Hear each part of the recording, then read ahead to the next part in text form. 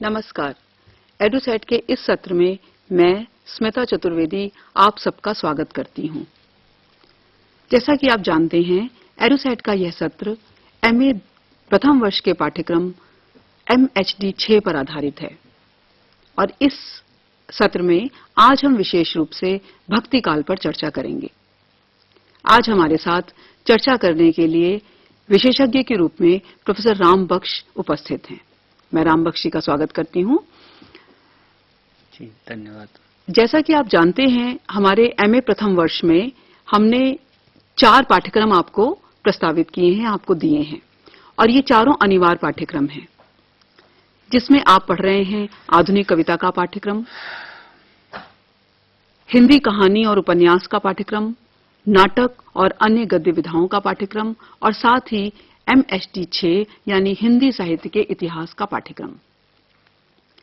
जब आप कोई भी गद्य विधा पढ़ते हैं या कहानी, जैसे कि कहानी, एकांकी, नाटक, निबंध आदि पढ़ते हैं, या फिर आप कविता की कोई भी विधा पढ़ते हैं, किसी भी तरह की कविता का पठन करते हैं, वाचन करते हैं और उसकी आलोचना करने की ओर प्रेरित होते हैं, तब आपको जिस समय वो कविता या गद्य लिखा गया था, उस समय की परिस्थितियों, प्रवृत्तियों आदि की जानकारी होना आवश्यक है कि उस समय कौन कौन सी मुख्य प्रवृत्तियां प्रचलित थीं और कैसी परिस्थितियां थीं जिनके तहत रचनाकार ने उस रचना को अंजाम दिया।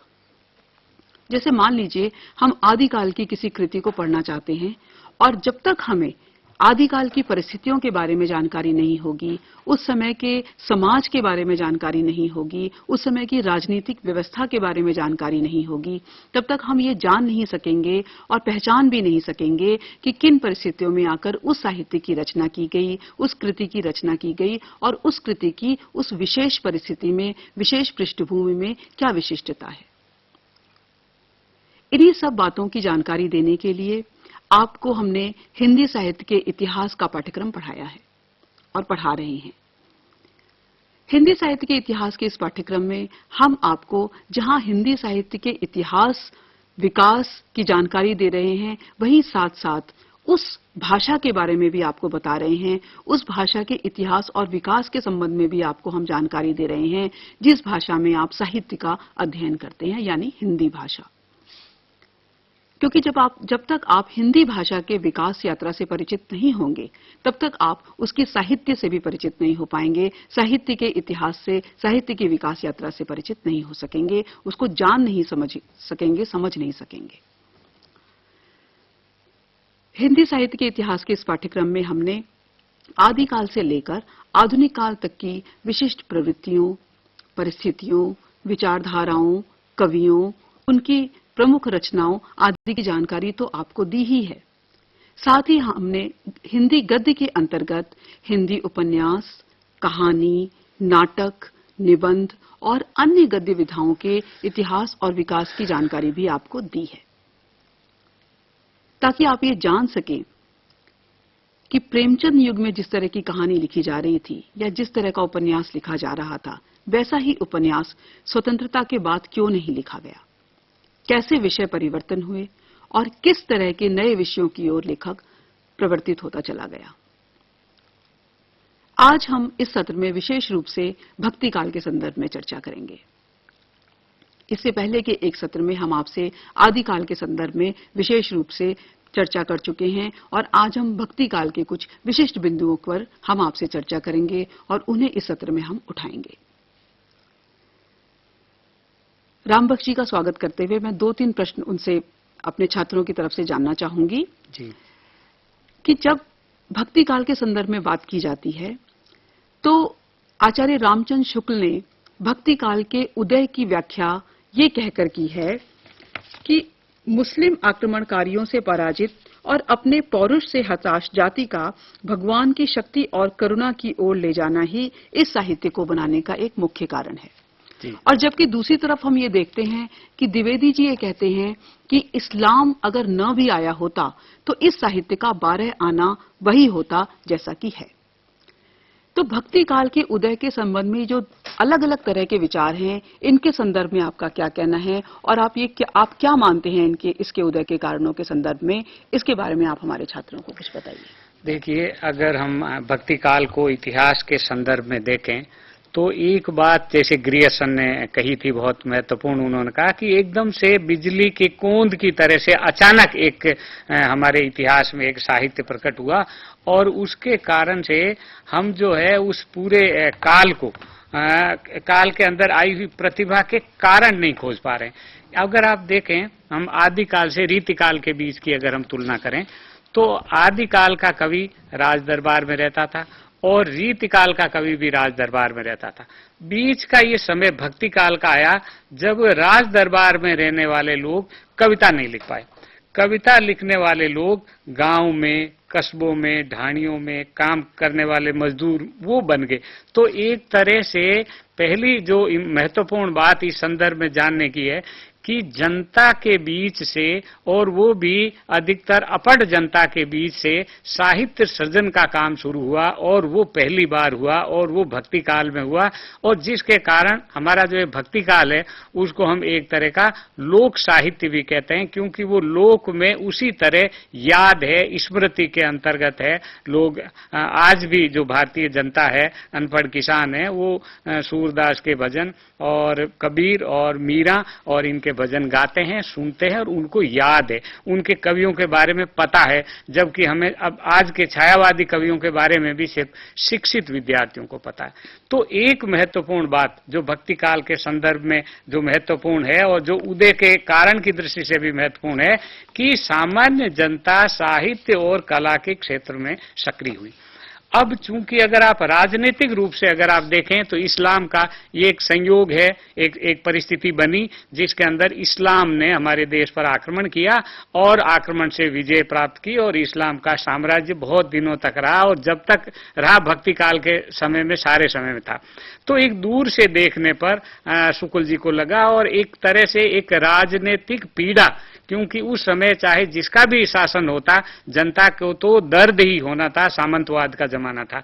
इसलिए वो इस्लाम के कारण तो रहा, तो इस्लाम के प्रभाव को या इस्लाम के दबाव को एक शास्त्रीय अर्थ में भी हिंदू धर्म में महसूस किया गया। एक बात और आप देखेंगे कि जो भारतीय जो धार्मिक व्यवस्था है उसके अंदर विधर्म की कोई परंपरा नहीं है। हमारे यहाँ तो एक ही धर्म है, उसी की शाखाओं उपशाखाओं के बीच में 33 करोड़ देवी देवता है, उसी के अंदर मतभेद है, शैव हैं, शाक्त हैं और काफी बड़ा मतभेद। इसके बीच में एक समानांतर ऐसी धार्मिक व्यवस्था हमारे सामने आई जिनका हमारी पूरी परंपरा से कोई रिश्ता नहीं था और उसके परिणाम स्वरूप एक टकराट हुई और इस टकराट से भी साहित्य पैदा हो सकता है। लेकिन आम जनता को अगर आप देखें स्मिता जी कि साहित्य में वो जो राजनीतिक विरोध था, कौन राजा बना, किसने आक्रमण किया और कौन कहां पर पहुंचा, सत्ता किसकी है, इस संतों को कहा सीकरी से काम। इस तरह से ये जो कवि थे इनका राज दरबार से कोई रिश्ता नहीं था और इसीलिए हज़रत प्रसाद द्विवेदी ने कहा कि अगर इस्लाम न भी आया होता भारत में तो हिंदी साहित्य का 12 आना वही होता जो कि है, लेकिन 4 आना तो होता। और वो 4 आना भी अगर माने, 25% भी माने, तो वो 25% अपने ढंग से बहुत ही महत्वपूर्ण है और प्रभावी है।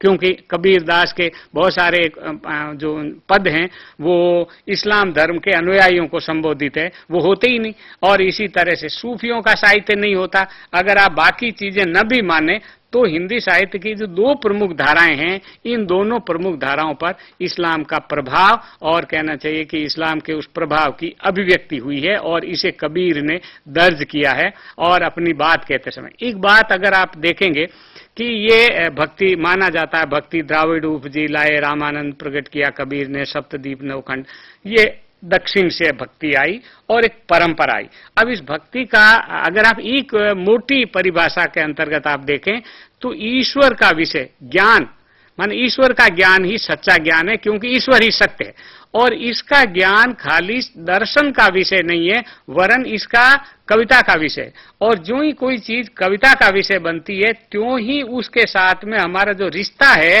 वो चिंतन का रिश्ता नहीं होता, आत्मीयता का रिश्ता हो जाता है। और जब हमारा आत्मीयता का रिश्ता हो जाता है तो मुतिया मेरा नाम करके और गले राम की जेवड़ी जित कहते चीज जाऊं और वो अंकियां अंदर आव तू त्यों ही नैन जंपे हूं, जो हूं ना हूं देखूं और को ना तुझे देखन देऊं, एक प्रेम का, एक अपनत्व का एक रिश्ता बनता है, और वो रिश्ता ईश्वर के साथ भी अगर आप देखें तो भक्ति काल में एक पारिवारिक रिश्ते की तरह है। ईश्वर पिता है, ईश्वर पति है, ईश्वर पत्नी है, पुत्र है, हम ईश्वर के पुत्र हैं। तो ये पिता पुत्र, ये संतान वाले रिश्तों के माध्यम से, क्योंकि हम जिंदगी को और समाज को इन्हीं रिश्तों के माध्यम से आसानी से समझ सकते हैं। इसलिए आप ये देखें कि बहुत सारे चिंतकों ने बाद में कहा कि भक्ति काल में मुख्य जो अंतर्विरोध था, जिसे कहना चाहिए कि जो आपसी विवाद और मुद्दे थे, वो इस्लाम के बजाय उस शास्त्र के साथ में था। इसलिए बाद के लोगों ने कहा कि ये लोक और शास्त्र का अंतर्विरोधी साहित्य में होता है। एक पक्ष होता है जो लोक की अभिव्यक्ति करता है, दूसरा पक्ष है जो शास्त्र की अभिव्यक्ति करता है, और इस शास्त्र के विरोध में बहुत सारी कविताएं लिखी गई। आप देखेंगे कि जो दो बड़ी मान्यताएं अगर भक्ति काल के अंदर आप देखें, सारे अनुसूत है अंदर आपको दिखाई देती है कि वैसे माना जाता है कि वेद जो है वो प्रमाण है, स्वयं प्रमाण है। वेद की बातों को प्रमाणित करने के लिए किसी और शास्त्र की जरूरत नहीं। आज हम अगर कोई बात कहते हैं कि ये सच है या झूठ, तो हमें उसके लिए प्रमाण देना पड़ता है, लेकिन वेद स्वयं प्रमाण है। इसी तरह ब्राह्मण श्रेष्ठ है। ये दो ऐसी धारणाएं जो वर्णाश्रम के संदर्भ में और दर्शन के संदर्भ में, वेद के संदर्भ में दो मान्यताएं आई थी, इन दोनों मान्यताओं के प्रति एक प्रश्नवाचक चिन्ह आपको इस भक्ति काल में दिखाई देता है, जो निर्गुण संतों में और गोरखनाथ में, सिद्धों के साहित्य में बहुत पुराना 8वीं शताब्दी से इसकी परंपरा मिलती है। जब हिंदी भाषा की जो ये बोलियां हैं, ब्रज, अवधी, खड़ी बोली, इनका विकास भी नहीं हुआ था, अपभ्रंश के समय से ये परंपरा चली आ रही। तो ये जो वेद विरोधी जो परंपरा थी, ये जनता के सामने आई और कहा कि पुस्तक पढ़ने से सत्य का साक्षात्कार नहीं होता। पोथी पढ़ पढ़ जग मुआ, पंडित भयान कोई, ढाई आकर प्रेम का पढ़े सो पंडित हो। ये कहने को बहुत छोटा सा एक वाक्य, एक दोहा लगता है कि कबीरदास जो है ना पोथी पढ़ने की बिल्कुल ही एकदम ही निंदा करें। यहाँ पोथी पूरे शास्त्र का एक विधान है, और जिस शास्त्र में, जिस दर्शन में, ज्ञान की और बहुत गंभीर गंभीर दार्शनिक हमारे देश में उस समय तक हो चुके थे, जिसमें जीव ब्रह्म माया के बारे में बहुत जटिल जटिल बातें कही। तो कबीर ने कहा उसे होता ही नहीं, कि वो तो प्रेम से होता है। 2.5 अक्षर प्रेम का अगर आप पढ़ेंगे तो इन प्रेम के 2.5 अक्षरों में ही सारा जीवन है। तो ईश्वर चिंतन का विषय नहीं है, ईश्वर प्रेम का विषय है, क्योंकि ईश्वर कविता का विषय है, और जब कविता का विषय है तो लीलाओं का विषय है, तो राधा कृष्ण के प्रेम का विषय है। तो इस तरह से आप देखते हैं कि देखते देखते कविता के विषय में जो ये आध्यात्मिक तत्व आया, ये आध्यात्मिक तत्व पूरी तरह से जीवन के साथ जुड़ा हुआ जो है वो रह गया। अगर आप इसको और ढंग से देखना चाहें तो एक बात और आप देखेंगे, जैसे इस सारे साहित्य में सत्संग का बड़ा भारी महत्व है। सत्संग में साधु अपनी बात कहता है, जनता उसकी बात सुनती है, और सत्संग से ज्ञान प्राप्त होता है। और इस सत्संग के महत्व के बारे में भक्ति काल के सभी कवियों ने लिखा। और इस सत्संग में यानी ज्ञान प्राप्त करें, सत्संग के में जाएं, वहीं अच्छे लोगों के साथ में जाएं। अभी भी हम कहते हैं कि अपने बच्चों को कहते हैं भाई अच्छे विश्वविद्यालय में भेजो। और ये जो सत्संग है, ये उस समय की लगभग आप मान लीजिए तो ओपन यूनिवर्सिटी थी, मुक्त विश्वविद्यालय था। जो भी जाओ और वहाँ जो गुरुजी बैठे उनसे आप अपने सवाल पूछ लीजिए कि किस। हाँ रामबख्शी, बीच में मैं आपसे एक चीज और पूछना चाहूंगी कि जैसे हम भक्ति काल का समय 1318 से लेके 1643 तक मानते हैं, लेकिन इससे पहले का जो समय था वो आदिकालीन साहित्य का समय था, और उस वक्त लौकिक साहित्य भी लिखा गया, रासो साहित्य भी लिखा गया, वीर कवियों की गाथाएं लिखी गई, लेकिन कहीं भी भक्ति साहित्य नहीं आया। तो अचानक जब आदिकाल के बाद ये भक्ति काल आता है और ये साहित्य हमें दिखाई देता है, तो ऐसी कौन सी बातें थी जो कवि, जैसे अभी आपने बहुत सारी बातें बताई कि कवि कई चीजें कहना चाहता है, समाज से बताना चाहता है, लेकिन मूल बातें कुछ हमें बताइए, कुछ हमारे छात्रों को बताइए कि ऐसी कौन सी बातें थी जो कवि कहना चाहता था और अचानक के साहित्य के लेखन में, साहित्य के विषय में बदलाव उसने लाया, उसने अपने साहित्य में बदलाव लेकर वो समाज को कुछ बताना चाहता था और कहना चाहता था। देखिए, इसको आप इस तरह से देखें कि ये जो साहित्य, मैंने इसीलिए सबसे पहले बताया था आपको कि ये लेखक कौन है और कहाँ रहता। क्योंकि लेखक अगर यही कविता लिखना हो, अपने आनंद के लिए लिखता हो, महाराजा को रिझाने के लिए लिखना हो, युद्ध में वीरता के लिए, चंद बरदाई तो कहते हैं कि युद्ध में साथ रहते थे उस समय चारण और भाट, और राजाओं को उस समय उकसाते थे कि भैया आप अच्छी तरह से युद्ध करो और कैसे कैसे क्या क्या करो, एक जोश भरने का काम होता था। यहाँ पर ये जो कवि है वो कवि का स्थान बदल गया, और कवि जो है वो आ गया जनता के बीच में से निकल कर आया कि आप ही कविता नहीं लिखेंगे, हम ही लिखेंगे। और उसकी आवाज इतनी ऊंची हुई कि ये जो कवि पुराने थे, जो राज दरबार के अंदर रहते थे, शिक्षित थे, बहुत हम ये नहीं कहते कि वो प्रबुद्ध नहीं थे, बहुत प्रबुद्ध भी थे, और संस्कृत काव्य की हमारे देश में पूरी परंपरा थी।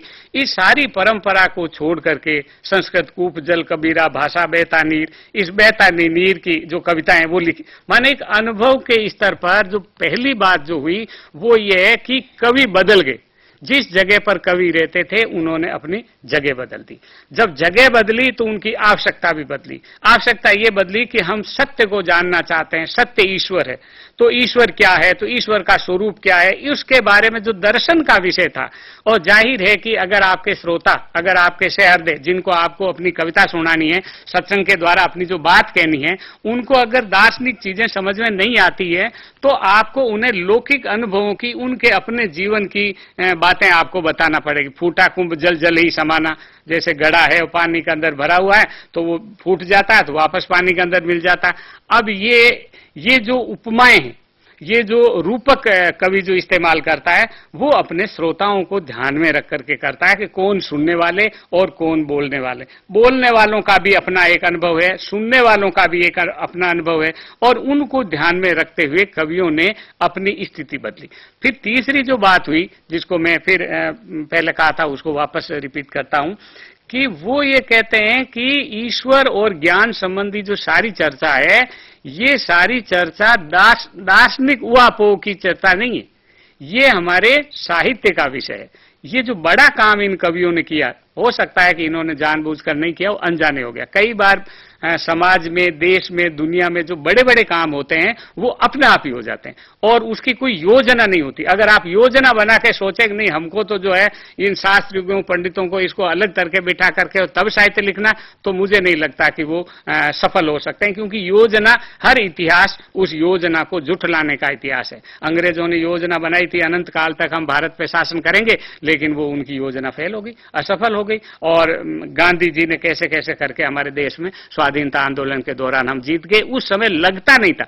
तो ये भक्ति काल का कवि जब शुरू हुए थे तो उनको लगता नहीं था कि कोई बहुत बड़ा आंदोलन कर रहे हैं, लेकिन संयोग कुछ ऐसा हुआ, चीजें कुछ ऐसी बनी जिसके कारण से अपने आप इन लोक भाषा और अनुभव के कारण इनकी अभिव्यक्ति हुई और गूढ़ से गूढ़ विषय इन कवियों ने लौकिक भाषा में और जनता को समझ में आने वाली भाषा में समझा दिया। और जिस पर आप कह सकते हैं कि इस पे अद्वैत का प्रभाव है, कि द्वैत का प्रभाव है, कि इसका प्रभाव है, लेकिन ये माना जाता है कि जिस भक्ति काल की शुरुआत निर्गुण संतों और कवियों के द्वारा हुई, उनको तो शास्त्र आता ही नहीं था। कबीरदास तो पढ़े लिखे ही नहीं थे, वो तो बहुश्रुत थे, लोगों के पास उठते बैठते थे और सबसे पूछते रहते थे। आज भी अगर आप देखें तो हमारी जो भारतीय मनीषा है, भारतीय मस्तिष्क है, वो बहुत सारी चीजें दूसरों से पूछता। किताब में लिखा हुआ नियम कायदे कानून सब लिखे हैं, फिर भी हम कहते हैं जी आप बताइए स्मिता जी, है कैसे होता है, और फिर हम आपस में एक माने जो मौखिक ज्ञान परंपरा है, ये हमारी उस भक्ति काल की देन है।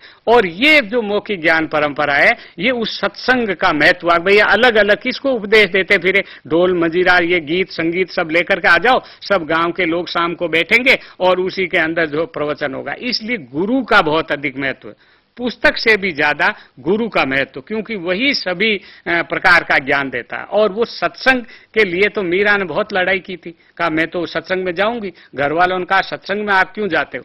तो ये जो चीजें उस काल के अंदर हुई, जिस काल में ये हुआ कि राज सत्ता अपने आप में नगण्य है, राज सत्ता का अपना कोई महत्व नहीं है, वो ऐसा कुछ नहीं। उसके बारे में कविता, राजा उठता है बैठता है, कैसी रानियां है क्या है, ये सब महत्वपूर्ण नहीं। और जो था भी वो लोक के माध्यम से आपको अगर मिलता है, तो सूफियों की जो प्रेम काव्य है उनमें राजाओं का फिर वर्णन आता है। लेकिन अगर आप ध्यान से देखें तो उन सूफियों के राजा और रानियों में भी आपको एक सामान्य किसान नारी का दर्शन होता। आपको एक उदाहरण मैं बताना चाहूंगा कि जायसी का जो है वो वीर्य वर्णन 12 मासा का वर्णन है, और नागमती वियोग में दुखी हो रही है, रतन सेन राजा चला गया है, और वो रानी कहती है कि हो चढ़ा आषाढ़ गगन गन गाजा, आषाढ़ का वर्णन है, हो बिन ना मंदिर को छावा, मेरे पति के बिना मेरा छप्पर कौन छाएगा। ये नागमती का, ये एक सामान्य किसान स्त्री की पीड़ा है, ये रानी की पीड़ा तो इसे नहीं हो सकती। तो एक तरह का ये लोक जागरण का साहित्य है जिसमें शास्त्र के ऊपर लोक की विजय प्राप्त की। बिल्कुल जी, बहुत अच्छे बिंदु आपने हमारे छात्रों को बताए। भक्ति काल में जैसा कि हम जानते हैं कि 4 धाराएं विकसित हुई सगुण और निर्गुण भक्ति के अंतर्गत। सगुण भक्ति की विशेषता ये थी कि जो सगुण भक्त थे उन्होंने ईश्वर के साकार रूप का, जो जिनमें मूर्ति भी थी उनका साकार रूप था, उसका पूजन किया, उसका वरण किया। लेकिन जो निर्गुण भक्त कवि थे उन्होंने ईश्वर का कोई रूप, रंग, आकार नहीं माना, उन्होंने ईश्वर को निराकार माना। और उनके निराकार ईश्वर कहीं भी मिल सकते हैं, क्योंकि जैसे कबीर कहते हैं कि पाथर पूजे हरि मिले तो मैं पूजूं पहाड़, ताते तो चाकी भली पीस खाए संसार। कि यदि पत्थर पूजने से, बुत पूजने से ईश्वर मिलते हैं तो पहाड़ से बड़ा बुत तो कोई हो नहीं सकता, और उससे भली तो वो चक्की है जो उस पत्थर की बनी है, जिसका बुत बनाकर हम ईश्वर का पूजन करते हैं।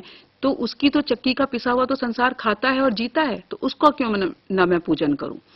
तो निर्गुण भक्त कवियों की पूजन की पद्धति ही अलग थी, और निर्गुण भक्त कवियों में 2 धाराओं के कवि आए, एक थे ज्ञान मार्गी शाखा के और एक थे प्रेम मार्गी सूफी शाखा के। अब इन दोनों शाखाओं की विचारधारा में क्या फर्क था, इनकी मानसिकता में क्या फर्क था। थे दोनों ही निर्गुण, लेकिन एक ज्ञान को मानते थे और एक प्रेम को मानते थे। एक परमात्मा को प्रेम के माध्यम से चाहते थे, जैसे अभी राम बख्शी ने जायसी का उदाहरण दिया, वो सूफी प्रेम मार्गी कवि थे, और उनकी पद्मावती, रत्नसेन, ये सब किसी न किसी चीज के प्रतीक हैं। ये सब कुछ ईश्वर को पाने के लिए ही हो रहा है। रत्नसेन पद्मावती रूपी ईश्वर को अगर पाना चाहता है तो उसके लिए उसे कितना कष्ट उठाना पड़ता है, अपना घर परिवार छोड़ना पड़ता है, ये सब संकेत के रूप में जायसी ने हमें बताया। इसी प्रकार सगुण भक्ति के अंतर्गत 2 धाराएं विकसित हुई, एक धारा थी कृष्ण भक्ति की और एक धारा थी राम भक्ति की। कृष्ण भक्ति में जहां सूरदास, नाभादास, कुंभनदास यानी अष्टछाप के कवि थे, वहीं राम भक्ति में मुख्य रूप से तुलसीदास आए और उन्होंने रामचरितमानस लिखा। लेकिन इन दोनों भक्त कवियों में भी जमीन आसमान का फर्क था। यद्यपि ये दोनों ईश्वर के सगुण साकार रूप को मानते थे, उनका पूजन करते थे, लेकिन इनकी भी मानसिकता में, इनके भी भक्ति में फर्क था, अंतर था। हम राम बख्शी से इस बात पर थोड़ी सी चर्चा करेंगे कि अगर हम सगुण भक्ति को देखें तो राम भक्त कवियों और कृष्ण भक्त कवियों में वो कौन सा मूल अंतर था। एक ही अंतर नहीं रहा होगा, अनेक अंतर रहे होंगे, क्योंकि उनके कृष्ण भक्त कवियों के जो पूज्य थे वो कृष्ण थे, और राम भक्त कवियों के पूज्य राम थे जो मर्यादा पुरुषोत्तम थे, जबकि कृष्ण जो थे वो लोक रंजक थे, लोक रक्षक के साथ साथ लोक रंजक भी थे। तो इनकी भक्ति में क्या अंतर था और इनके मूल भक्त कवि कौन कौन से थे, उनके साहित्य के माध्यम से थोड़ी सी चर्चा हमारे छात्रों से आप कीजिए। आपने बहुत अच्छी तरह से भक्ति काल का विश्लेषण स्मिता जी ने कर दिया है। अब लेकिन थोड़ा सा हम अगर निर्गुण भक्ति से चलें तो मेरे ख्याल है कि हम उस प्रवाह को आसानी से समझ पाएंगे जो कृष्ण भक्ति और राम भक्ति के साथ में आएगा। क्योंकि जो प्रश्न कबीरदास ने उठाए थे, उन प्रश्नों का उत्तर देने के क्रम में कृष्ण भक्ति आई।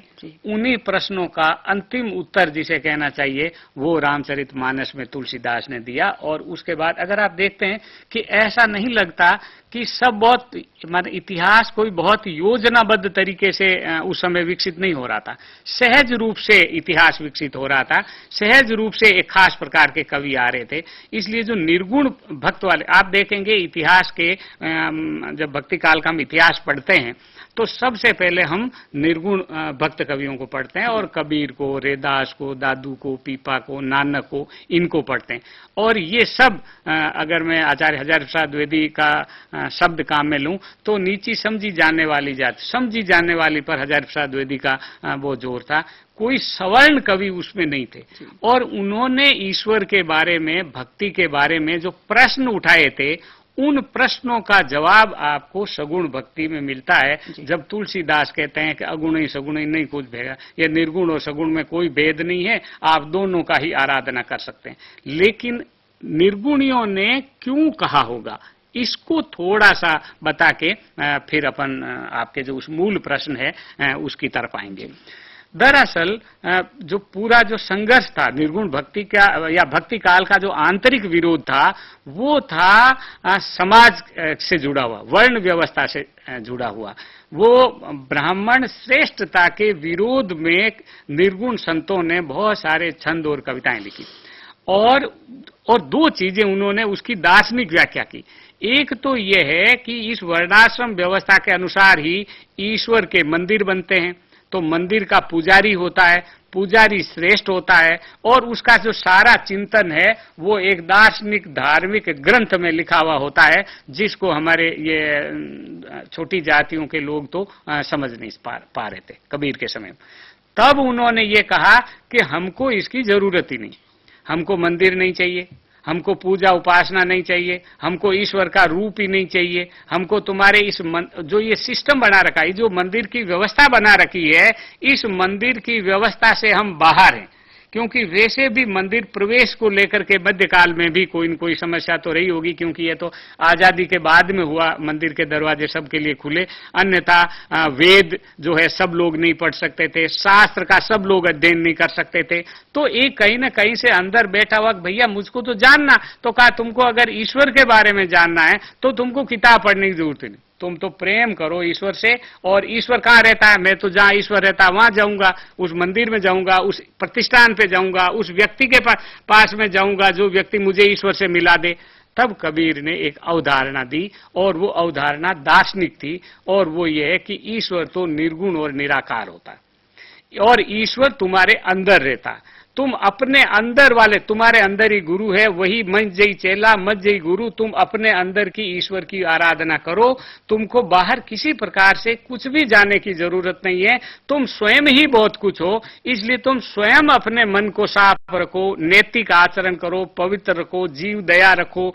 बकरी पाती खात है ताकि काड़ी खाल, जो जन बकरी खात है ताको कौन हवाल। और पवन और पानी किसने बनाया, कौन किसको जो है खाना देता है, वो भूखे को जो है गर्भ के अंदर ही जो ईश्वर हमको खाना पहुंचा देता है, वो आपको समाज में भूखा थोड़ी मरेगा। कीड़ी को कण और हाथी को मन सब ईश्वर देता है। अजगर करेन चाकरी, पंछी करेन काम, दास मल्लुका के गए सबके दाता राम। माने घबराने की जरूरत नहीं, हम तुमको खाना नहीं देंगे कि हम तुमको पानी नहीं देंगे। एक तरह का जो सामाजिक विवाद था, वो सामाजिक विवाद हमेशा सामाजिक विवाद दर्शन के स्तर पर आता, और ये भी दर्शन के स्तर पर आया। और जब ये दर्शन के स्तर पर स्थापित हो गया, तब एक प्रकार की चिंता जागृत हुई, और उस चिंता का एक रूप कृष्ण भक्त कवियों ने सबसे पहले किया, और वो किया भ्रमर गीतों के माध्यम से। भ्रमर गीतों में इन निर्गुण ब्रह्म के, निर्गुण की मान्यता वालों की बहुत आलोचना की, और कहा कि निर्गुण कौन देश को वासी, वो कहाँ का रहने वाला है, कौन माँ बाप कौन है। क्योंकि किसी भी व्यक्ति को अगर हम जानना चाहते हैं तो हम सबसे पहले कहते हैं भाई आप कहाँ के हो, भारत के हो कि पाकिस्तान के हो कि श्रीलंका के हो, कहाँ के हो, किस प्रांत के हो, किस जगह के हो, और फिर माता पिता कौन है। इस तरह से हम किसी भी व्यक्ति का परिचय प्राप्त करते हैं। तो ईश्वर का परिचय भी भैया हम इसी तरह से चलो प्राप्त कर लेते हैं। गोपियां कहती हम तो अनपढ़ हैं, तुम हो ज्ञानी, तो तुमको अपना पता होगा, तो हमको जो है ये बता दो कि वो कहाँ रहता और किन चीजों से खुश होता है, क्या करता है। हम तो स्त्रियां हैं, हम तो प्रेम करना जानती हैं, शरीर में भभूत कैसे लगाए। माने निर्गुण भक्ति के जो आडंबर शुरू हुए, और उन आडंबर कई बार होता है कि जब हम बहस कर रहे होते हैं तो हम शत्रु के सबसे कमजोर हिस्से को पर आक्रमण करते हैं। तो भ्रमर गीतों में आपने देखा होगा कि ये इन योग मार्गियों के जो कमजोर पक्ष थे, बाह्याचार वाले जो पक्ष थे, उन बाह्याचार वाले पक्षों की आलोचना की। और एक और बात की इन कृष्ण भक्त कवियों ने कि इन्होंने ब्रज भाषा में कविता लिखी, और सूरदास की ब्रज भाषा को देख करके आचार्य रामचंद्र शुक्ल ने कहा कि ये चली आती हुई काव्य परंपरा का एक विकसित रूप है। सूरदास ने स्वयं इसको पैदा नहीं किया, बल्कि पहले से चली आती। लेकिन आप ये देखें कि सूरदास की जो कविता, जिस ब्रज भाषा को उन्होंने तैयार किया, वो ब्रज भाषा अगले 200 वर्षों तक साहित्य का माध्यम बनी। और उसके बाद आए तुलसीदास, और तुलसीदास ने राम कथा के माध्यम से, रामचरितमानस के माध्यम से सभी उन प्रश्नों का दार्शनिक स्तर पर जवाब दिया जो प्रश्न आपको निर्गुण ब्रह्म में देखने को मिलते हैं। और इसलिए दोनों में भेद को भी अगर आप देखें तो जो अंतर्निहित भेद है, वो अंतर्निहित भेद ये है कि सभी प्रश्नों का, जो प्रश्न उन्होंने उठाए थे उनका बहुत शांति से जवाब दिया। जब कृष्ण भक्त कवियों ने भ्रमर गीतों के माध्यम से दिया तो उसका मजाक बनाया, उस पर व्यंग किया, उस पर चोट करी। चोट करेंगे तो अगला तिल मिलाएगा, उसको बुरा लगेगा, लेकिन आपकी मित्रता तो नहीं हो सकती और समाज में सामंजस्य तो स्थापित नहीं हो सकता। तो सामंजस्य अगर आपको स्थापित करना है तो आपको सबके साथ मिलकर के करना होता है। तो तुलसीदास ने एक तरह से संपूर्ण समाज को पुनः व्यवस्था देने की कोशिश की और उसमें यह भाई के और भाई का रिश्ता क्या होना चाहिए, बड़े भाई को छोटे भाई के साथ, किसको किसके साथ, माता पिता के साथ कैसे, राजा का प्रजा के साथ में रिश्ता कैसे होएगा। तो ये जो जितने प्रकार के सामाजिक प्रश्न थे, इसलिए रामचरितमानस सिर्फ दार्शनिक ग्रंथ ही नहीं, वो एक तरह का सामाजिक ग्रंथ भी है और एक आदर्शीकृत समाज की स्थापना वो करते हैं, इसलिए जिसको नाम देते हैं राम राज्य। और अगर आप उस राम राज्य को भी देखें तो राम राज्य भी निहात ही देहाती, जैसे आपको एक मैं उदाहरण आपको ये देना चाहूंगा। इससे पता चलता है कि तुलसीदास को वो नहीं पता था कि राजा के अंदर, दरबार के अंदर कैसे कैसे क्या क्या होता है, वो सुन रखा था जो बाद में चिट्ठी कैसे पहुंचाई जाती है उसका वर्णन है। राम और लक्ष्मण ने शिव जी का धनुष तोड़ा और धनुष तोड़ने की सूचना लेकर के गए कि भैया अब सीता का इससे विवाह होएगा। और वहां पर एक व्यक्ति है, दूत जो है वो पहुंचा और वहां पर एक किसी बहुत सामान्य जमींदार घर का, जिसके अंदर वो एक माँ जो है कौशल्या कुछ वो एक झाड़ू लगा रही है, एक गेहूं बीन रही है, माने एक खाट पर बैठे हुए हैं बाबा बने हुए दशरथ। तो वो जो वर्णन है वो किसी राजसी वैभव का वर्णन नहीं है, वरन एक ग्रामीण छोटे से जमींदार का वर्णन है जो सभी उनके श्रोताओं को वो मानते हैं। फिर तुलसीदास ने जो काम किया कि शास्त्र, तुलसीदास अपढ़ नहीं थे, तुलसीदास बहुत पढ़े लिखे थे और उन्होंने नामना पुराण निगमागमों का अध्ययन किया था और सारा अध्ययन कर, और वो संस्कृत उनको अच्छी से आती थी, लेकिन उन्होंने संस्कृत में ग्रंथ नहीं लिखा क्योंकि सारे के सारे जो सवाल थे वो लोक भाषाओं में पूछे गए थे, इसलिए उन्होंने लोक भाषा में अवधि में ये ग्रंथ लिखा।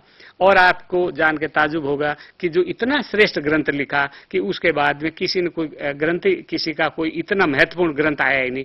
तो एक तरह से भक्ति काल समाप्त हो जाता है तुलसीदास के बाद, और तुलसीदास के बाद में जो कवि भक्ति की रचना कर रहे थे वो पुनर्कथन कर रहे थे, उनके अंदर से वो सृजनात्मकता वो नहीं आ पाती थी।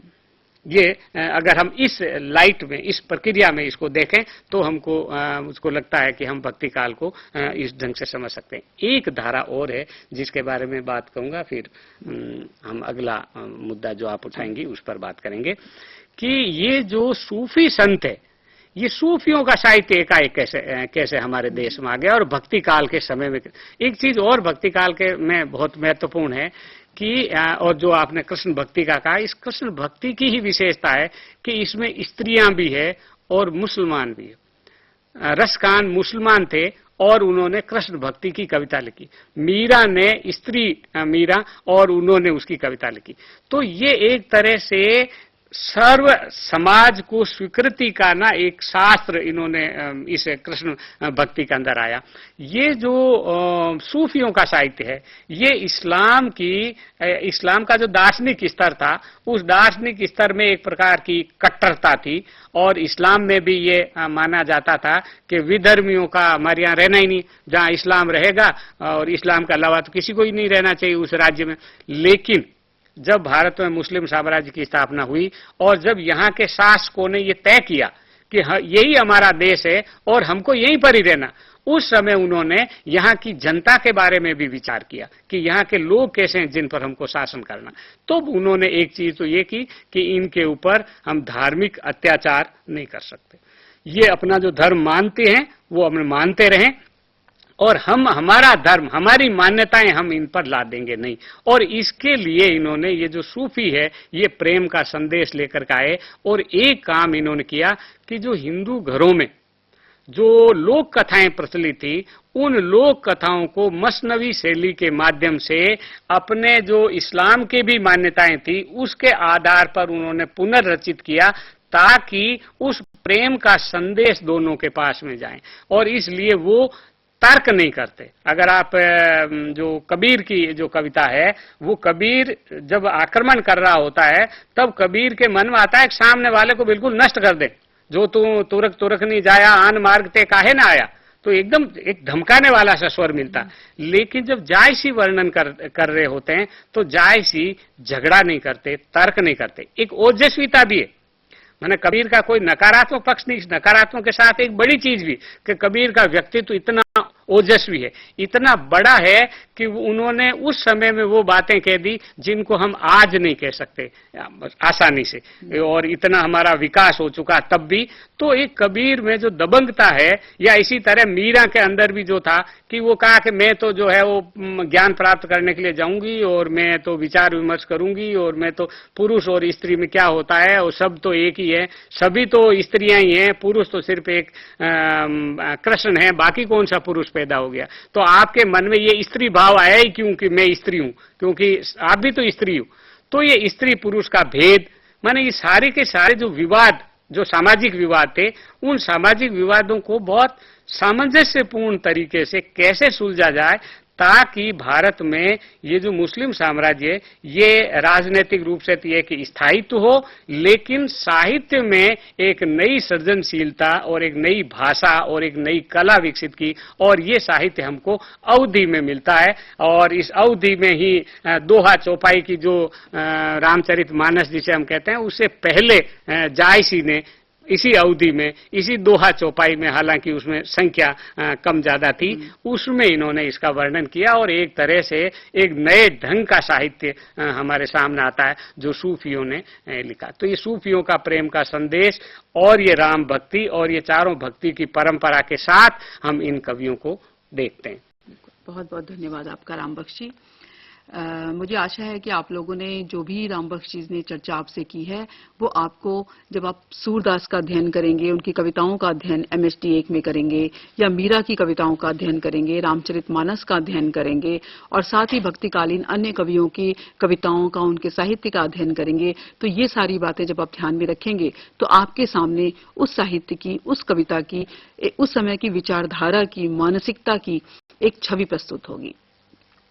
क्योंकि हिंदी साहित्य का इतिहास जब आप पढ़ते हैं तो आप केवल उस समय की परिस्थितियों और विचारधाराओं को ही नहीं पढ़ते हैं, आप उस समय के किसी भी काल के, चाहे वो आदि काल हो, चाहे वो आधुनिक काल हो, भक्ति काल हो, रीति काल हो, उस समय की कवियों की उस मानसिकता को, साहित्यकारों की उस मानसिकता को भी पढ़ते हैं। वो जानते हैं कि वो कौन सा समय था जब अचानक ही बदलाव आया और भक्तिकालीन साहित्य पैदा हुआ, या रीतिकालीन, रीतिबद्ध, रीति सिद्ध साहित्य उत्पन्न हुआ जो कि बिल्कुल भक्तिकाल से अलग श्रृंगारिकता का साहित्य था, या फिर अचानक ही बदलाव आता है और ब्रज भाषा कविता की भाषा न होके गद्य की भाषा भी हिंदी हो जाती है, खड़ी बोली, और कविता की भाषा भी खड़ी बोली हिंदी हो जाती है, और ये बदलाव आता है आधुनिक काल में। तो इस तरह से जब आप हिंदी साहित्य के इतिहास का अध्ययन करते हैं तो आप उन सारी प्रवृत्तियों, विचारधाराओं और कवियों की मानसिकता को भी समझते हैं, उनकी पृष्ठभूमि को भी समझते हैं। साथ ही हम ये भी देखते हैं कि जब हम भक्ति काल को के इन सब वर्षों को देखते हैं, 1318 से लेके 1643 तक के समय को देखते हैं, तो उस समय के जो कवि थे, जिनके बारे में अभी हमने चर्चा की कि वो 4 धाराओं से आते थे, जो 2 मुख्य सगुण भक्ति और निर्गुण भक्ति के अंतर्गत थी, लेकिन उन सब ने जब साहित्य रचा, उन धाराओं में साहित्य रचा गया तो वो बिल्कुल ही अलग साहित्य था। ऐसा नहीं था कि अगर निर्गुण भक्ति का साहित्य था तो सूफियों ने और कबीर, जायसी का और कबीर का साहित्य एक ही जैसा था। जैसा अभी हमें राम बख्शी ने बताया कि पद्मावत पूरा का पूरा दोहा और चौपाई में लिखा गया है, और जायसी तुलसीदास से पहले हुए थे, यानी तुलसीदास ने भी पूरी की पूरी रामचरितमानस दोहा और चौपाई में लिखी। लेकिन इन दोनों में कहीं ऐसा नहीं था कि उन्होंने नकल की, क्योंकि उस समय की अवधी भाषा में लिखने के लिए इसी तरह के छंदों का प्रयोग किया जाता था, और ये छंद उस समय की विशेषता थे। और यही सब छंद, क्योंकि इनके गायन में अधिक मुश्किल नहीं होती थी, कठिनाई नहीं होती थी, और अगर इनको सामान्य मनुष्य या लोक के जन गाना चाहें तो इनको पूरी तरह से गा कर साहित्य को समाज में वितरित भी किया जा सकता था, फैलाया भी जा सकता था। तुलसीदास का साहित्य जब जो था वो सारा का सारा, जैसा कि राम बख्शी ने बताया कि तुलसीदास जी का साहित्य लोक मंगल को लेकर लिखा गया। समाज को वो क्या देना चाहते थे, समाज को क्या बताना चाहते थे, भाई भाई का रिश्ता क्या था, समाज में, परिवार में रिश्तों की क्या मर्यादा, क्या सीमा होनी चाहिए, इन सब के बारे में तुलसीदास ने चर्चा की। अब हम एक छोटे से बिंदु पर और चर्चा करके अपनी बात समाप्त करेंगे कि भक्ति काल के बाद आता है रीति काल, आप देखते हैं। लेकिन भक्ति काल समाप्त क्यों हुआ, इसकी समाप्ति के कारण क्या थे, इस बिंदु पर हम थोड़ी सी राम बख्शी से चर्चा करेंगे और उसके बाद हम अपना सत्र समाप्त करेंगे। देखिए, जो कोई भी काल वैसे तो एकदम से समाप्त नहीं होता, लेकिन अगर आप इस भक्ति काल को देखें तो एक सीमा, एक प्रश्न आता है जिस पर अपन ने बात की थी शुरू में कि कुछ प्रश्न उठे थे और प्रश्नों के बाद में फिर उठ के जवाब आ गए। तो जब सब समस्याओं का समाधान हो जाता है तब रचनाशीलता समाप्त हो जाती है।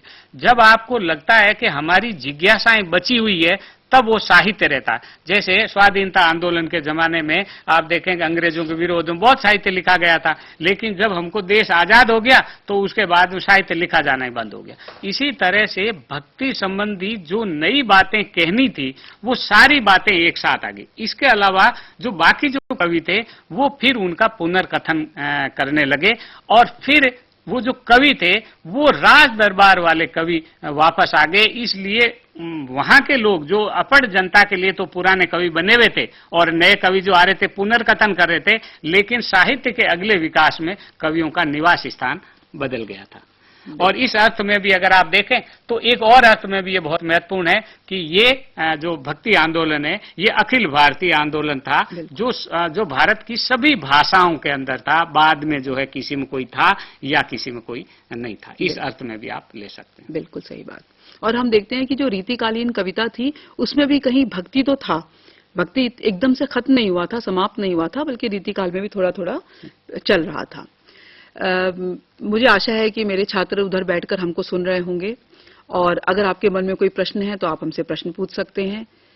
मुझे बहुत खुशी होगी अगर आप हमसे कोई प्रश्न पूछना चाहेंगे। बेहिचक आप अपने प्रश्न हमसे पूछ सकते हैं। भक्ति काल से संबंधित या MHD 6 से संबंधित आपके कोई भी प्रश्न हो तो आप कृपया हमसे पूछें। अभी हमारे पास 2 मिनट का समय है। अगर आप कोई जानकारी चाहते हो या कोई बात हमसे करना चाहते हो तो आप कर सकते हैं। इस पाठ्यक्रम को पढ़ने के साथ साथ मेरी आपसे एक निवेदन मेरा अवश्य है कि जब आप ये पाठ्यक्रम पढ़ें तो केवल इन्हीं खंडों पर ही आप निर्भर ना रहें, क्योंकि देखिए किसी भी पाठ्यक्रम को बनाते हुए हमारी एक सीमा रहती है, हम खंडों में उस पूरे विषय को समा नहीं सकते। तो मेरा आपसे निवेदन है कि हमने हर खंड के अंत में आपको कुछ उपयोगी पुस्तकों की सूची दी है जो उस विशिष्ट खंड के विशिष्ट विषयों से संबद्ध है। आप उन उपयोगी पुस्तकों को किसी भी लाइब्रेरी से या कहीं भी बाजार से, पुस्तकालय से, कहीं से भी प्राप्त कर सकते हैं। आप कम से कम आचार्य रामचंद्र शुक्ल का इतिहास, आचार्य द्विवेदी जी का इतिहास, मिश्र बंधु विनोद, ये सब तो अवश्य देखें और इन्हें पढ़ें, क्योंकि आप MA के विद्यार्थी हैं। MA करने के बाद आपकी एक विशिष्ट दृष्टि निर्मित होगी जो आपको आगे अनुसंधान की ओर प्रेरित करेगी। इसलिए मेरा निवेदन है कि आप इन इतिहास ग्रंथों को अवश्य देखें और पढ़ें। आज का सत्र हम यहीं समाप्त करते हैं। अगले सत्र में फिर आपसे मुलाकात होगी। नमस्कार।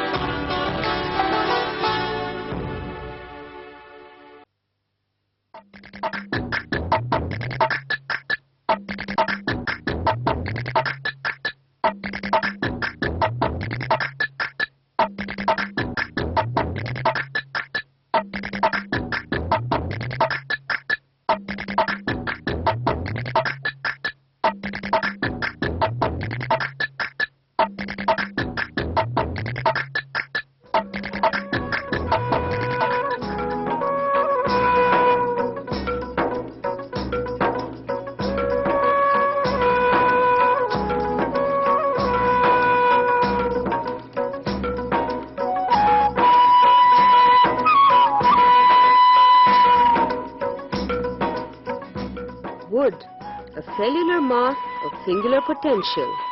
Wood is perhaps the oldest companion of human beings in their civilized march across the centuries.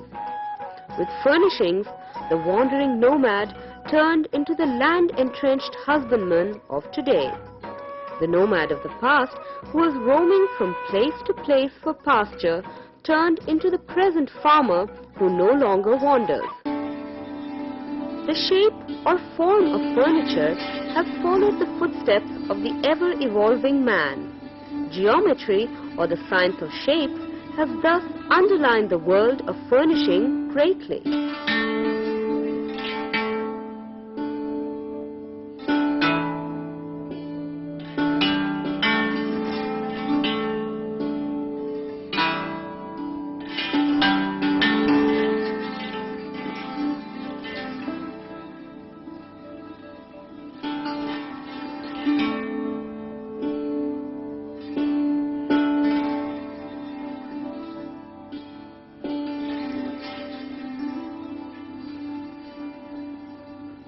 Taking a cue from this timeless art, Shri Sushant Kumar Das of Cottage Emporium has designed and implemented a whole range of household furniture that provide excellent objects of usage. But what adds to it is the magic of geometry, seen in the finest details. We see normally geometry in the nature, and is totally on vertical and horizontal section. But I am trying to give a different concept for geometry. Here we see in the angular form. Anything we have kept inside the cupboard or anything here in the rack, or you can see visualize everything in the angular form. And it's a permutation combination of the angular form. We have combined with different geometric with the angular form. There are simple geometric, like if you see the angles, and this is a 45 and a 90 degree angle being combined each. So the three angles come to 180 degrees. This is the simple philosophy of the geometry. And I have maintained that angular, the same angle everywhere. So now that creates a space of keeping objects, like you can keep here, and maybe it's like a simple movable table. You can keep something on top of it. And my only expression is through the geometry is a kind of a form and a space, because this is the area that is negative. This is positive and a negative area. So negative area itself is very interesting because it creates a harmonical balance of design. So even if you see, there are different kinds of geometry here. There are the book racks. Of course, sometimes we say is a kind of structural, or this is a very sculptural form of geometry. So again, you can see there's a geometry with a combination of different angular shapes. We can use as a multi-purpose. When you can use for the cassette or anything, you can put it.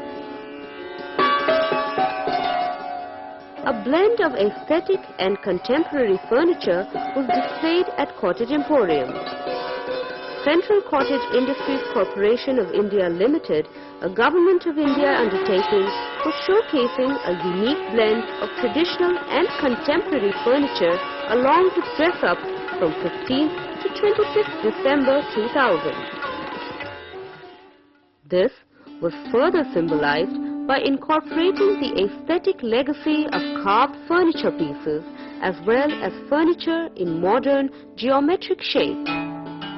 The furniture items being displayed were sofa sets, coffee tables, side racks, mirror trolleys, dining sets, wooden screens, rocking chairs, and so on.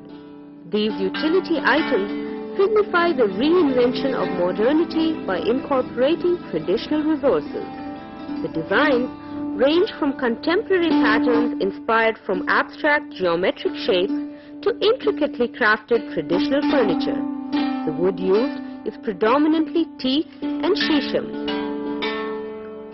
The design provides exotic flavor to an art, a classical art, yet contemporary to a timeless praise. It proves beyond doubt that science discovers, but art creates. The furniture items are meticulously scaled in proportion and design, with each centimeter of wood justifying the objectives of geometry and furniture craft. Various shapes convey various meanings and evoke various imagery. The objectification of emotion, need, growth, and existence itself is seen manifested in the congruency of designs, in the angular perfection of the corners, and in the perpendicularity of columns. Most of the objects designed by the cottage emporium exhibit parallel proportions and give out shapes polygonal and proportionate. And yet, the utility is nowhere lost. In traditional aesthetics, it is frequently assumed that art objects are useful as well as beautiful. True indeed. One comes across the works of the designer Sri Sushant Kumar Das, which involve a whole range of angles. Most designs express movement.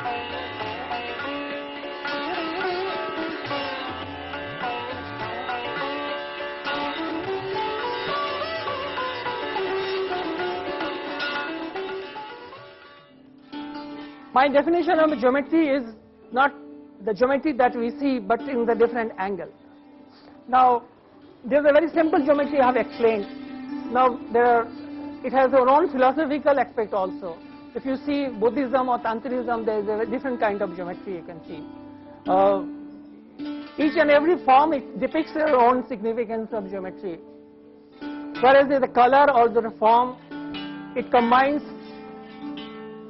the total combination of geometry, the total composition of the geometry. So,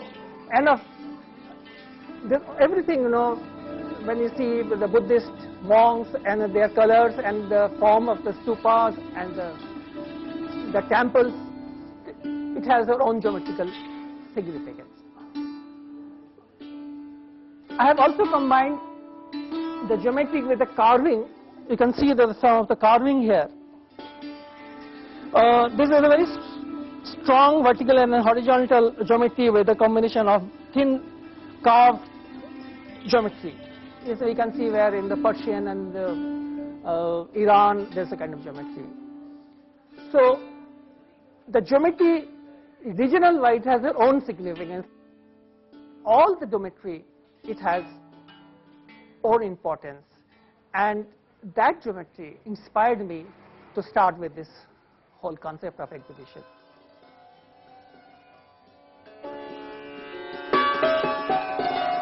The furniture designs are based on geometrical shapes, particularly triangles. As an isosceles marks a bend, a scalene cuts a corner, and a right angle provides the support to complete an exercise in art and aesthetics. And yet, in all this, the purpose of the furniture is never lost. The British critic and semanticist I.A. Richards claimed that art is a language, symbolic and emotive. In every piece of furniture here, the language of geometry expresses the emotion of utility with defining simplicity. The furniture reflects an eclectic symmetry with the medians and altitudes visible in every piece with great precision. These works ultimately awaken in us the memories of a whole range of theories on geometry associated with such great mathematicians as Pythagoras, Euclid, and Descartes. A straight line, as the Greeks believed, was the shortest distance between 2 points. This sees a ready reflection in planes generated on wood. The objective has always remained to cater to the principal need, utility through geometry. Geometry, a branch of mathematics, deals with the properties of space. In its most elementary form, geometry is concerned with such material problems as determining the areas and diameters of two-dimensional figures and the surface areas and volumes of solids. The designer has brought alive every feeling of the subject in his art. A home exhibiting such artifacts would be a tribute to an ancient art and at the same time retain the purpose of furnishing magnificently. One sees here a display of a unique blend of geometry which subsequently becomes the chemistry of bringing a change in the shape of wood through various designs. It is indeed a poetry of proportions, where the poet, the designer, has tried to convert every element of geometry into chemistry.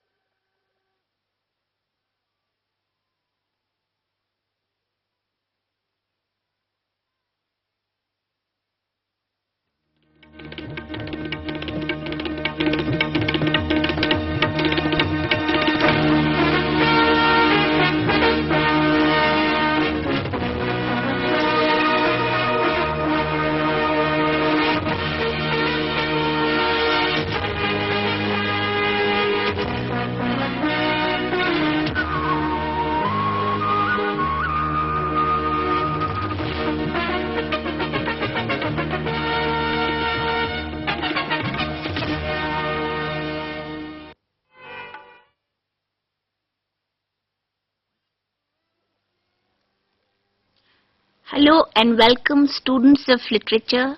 Today's topic is of generic interest. It is diasporic writing, belonging. Belonging split into two, to be and to long. You have this theme running in all courses of MA English, be it Indian literature, be it Australian literature, be it Canadian literature. So today we decided to speak in general on this topic and relate it to very eminent Indian writers. We'll come to the writers later on. First, let me introduce you to my colleague. She is a course writer. She is a prose fiction writer of renown and a translator from Hindi to English. The latest translation which is gaining a lot of recognition is Alma Kabutri, written by Maitreyi Pushpa, and she has published her collection of short stories, what is it? Illusion of Home. Second collection. And of course, Forever Free and Atonement are all-time classics. So welcome Raji to the studio. Thanks Renu. Thanks a lot. We are touching upon a very, very sensitive topic today. And after globalization, this kind of the national identity versus the global context, and local overtaking the global, and global becoming the periphery and local coming in the center stage, these issues have come up in a big way. First of all, Raji, let us talk about the term diaspora. Yes. Am I right? How would you really pronounce the word diaspora as per the dictionary? It is diaspora, not diaspora. Yeah. Diaspora. I checked on that. Yeah. So we'll stick to this way of saying the word. We have to mind our accents. After all, we are teaching English in a way, and so we have to be. Now, can I give you some broad facts about the term? Yeah. Our students should know exactly what we mean by diaspora. Diaspora. Diaspora. Now, the word derives from the word dispersion. To disperse. Right. Scatter. Right. It was originally applied to the dispersal of the Jews from their homeland, Jerusalem. Yes. Today, it is applied to large-scale dispersings of the people of any nation. So that is, in a very, very small nutshell, what diaspora means. Diaspora, sorry. And definitely we qualify as diaspora. We are everywhere. Indians are everywhere. You go to any country and you see Indians there. So Raji, let's not talk of the history of diaspora. Let us now come to the literary manifestation of how these people have a special spur to write. Why is it like that? It's a pertinent question in my mind, that how Indians started writing in that way. We had earlier R.K. Narayan and Raja Rao, and from a distance Raja Rao thought of a metaphysical India. This is how he described India in The Serpent and the Rope. Of course, what is it, Raji, that triggers this kind of energy in these writers? The diasporic condition? What is it? I mean, it's very obvious. I think it's the clash of cultures. Okay. Now, whenever there is a clash, it is a conflict situation. Correct. It is a situation of conflict. Conflict and clash, they always set off your creative energies. It is a spur to creative expression. The moment there is a conflict, the moment there is a clash of any kind, you want to express it. Both parties want to express it in whatever ways they can. Yeah. So naturally, the diasporic condition for any Indian would inspire him or her to express it, put it in words. Can you See? quote Anita Desai or somebody? Yes, yes. Now, this is what she has to say about the diasporic Yeah. condition. Yeah. It's painful. She talks about the pain of being of being an immigrant, say. Yeah. Because that is what the diaspora implies, that you migrate. Yeah. Now, this is what she has to say. I had read and loved Faulkner and Steinbeck and Hemingway and Hemingway, just as I had Dickens and Wordsworth and D.H. Lawrence. True, but I had not heard them. Yeah. But I had not heard them, and the sounds of the American language proved foreign to me. Now, this is very important, that the same language, when spoken by somebody else, has different sounds. Sound is going to play a very great role in our analysis, as we will see as we go on. Now, I found it hard to understand what was said to me. This is Anita Desai speaking. And equally disconcerting, people seem to find it hard to understand me. Also, I found that I laughed at things others were serious about. The things that other people consider serious, she is laughing at. I was a foreigner. Naturally, when you laugh at something you're not supposed to laugh at, Yeah. what do you feel like? You feel like a complete outsider. Yes.